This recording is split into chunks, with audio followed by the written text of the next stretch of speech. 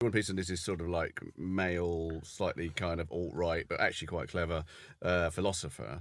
But on the radio this morning, and I've heard it already, is that, and this is a philosophical program, Jordan Peterson, you know who he is? Yes. Jordan Peterson, this is sort of like male, slightly kind of alt-right, but actually quite clever philosopher.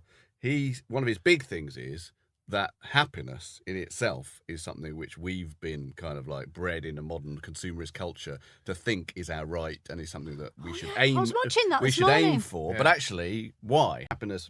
Previous societies we should be didn't moral assume. or something. Well, previous society didn't assume that the end point of life was happiness, and he says that you should think, no, happiness, I might get it some of the time, but really, what I'm after is responsibility and just sort of leading a good life, like morally good life.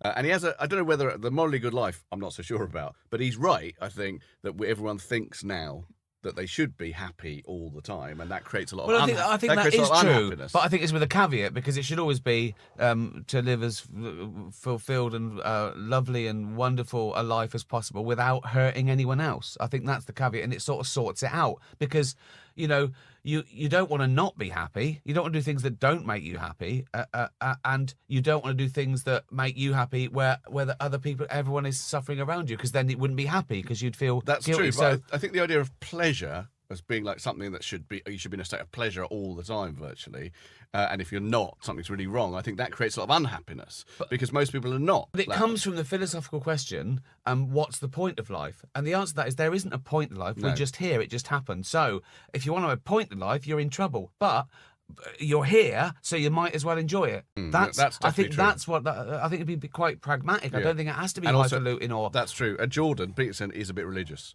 So well, exactly. So there might be a backstop behind all that. For all his logic and all his stats and all his fact that it's he uses facts and figures and stats to prove his point. Yeah. Except I believe in God. Yeah. And obviously then it all falls down. Of course. But that's true. That might be why he believes in a moral life as opposed to a pleasurable life. Well, I believe in a moral life, but it's morality is relative and contingent on we create a morality. And I think that I've seen some religious nuts on Twitter say there is no objective morality without God. And I go, no, there isn't objective morality, but we decide what moral is because we want to live with each other. Yeah, we've invented this term. Yeah, we've gone to atheism quite quickly. Well, but from that point of view, one of the most stupid arguments of God people is the idea of like, well, if God doesn't exist, how can we possibly exist with any kind of like morality or structure or whatever? You think like, well, God hasn't existed. Yeah. He actually hasn't existed. We've created all these structures, and this is how we've existed. Well, this is so funny because I just shot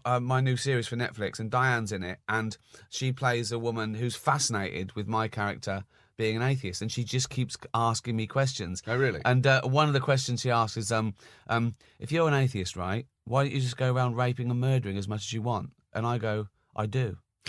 Which is not at all. And it confuses her. Right. So that's the nub of the argument, is that we're here to get on with each other. It's a mutual thing. So, well, I won't kill you if you don't kill me. Yeah. And that's right. Yes.